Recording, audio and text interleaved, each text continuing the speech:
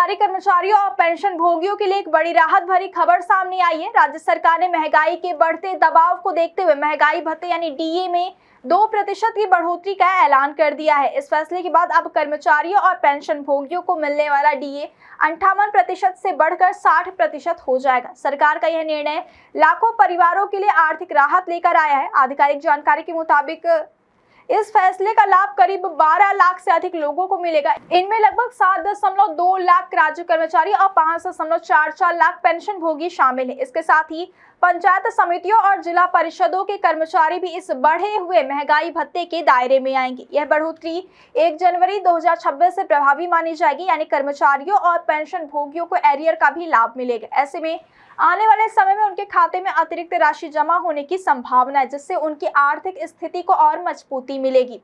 महंगाई भत्ता बढ़ाने का मुख्य उद्देश्य कर्मचारियों की आय को महंगाई के अनुरूप संतुलित करना होता है। पिछले कुछ समय से लगातार बढ़ रही महंगाई के कारण आम जीवन पर असर पड़ा है। ऐसे में सरकार का यह कदम कर्मचारियों की क्रय शक्ति को बनाए रखने और उनके जीवन स्तर को बेहतर करने की दिशा में अहम कदम माना जा रहा है।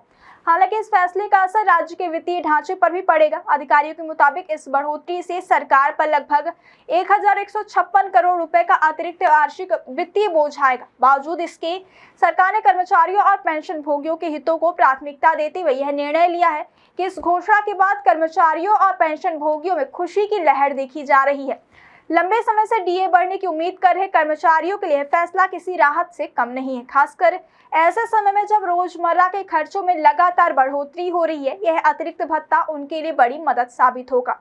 विशेषज्ञों का मानना है कि इस तरह के फैसले न केवल कर्मचारियों की आर्थिक स्थिति को मजबूत करते बल्कि बाजार में भी सकारात्मक प्रभाव डालते हैं। जब लोगों की आय बढ़ती है तो उनकी खर्च करने की क्षमता भी बढ़ती है। इससे अर्थव्यवस्था को गति मिलती है। सरकार का यह कदम कर्मचारियों के प्रति उनकी संवेदनशीलता और जिम्मेदारी को भी दर्शाता है। यह फैसला इस बात का संकेत है कि सरकार अपने कर्मचारियों और पेंशन भोगियों की जरूरतों को समझते हुए समय समय पर जरूरी कदम उठाने के लिए प्रतिबद्ध है।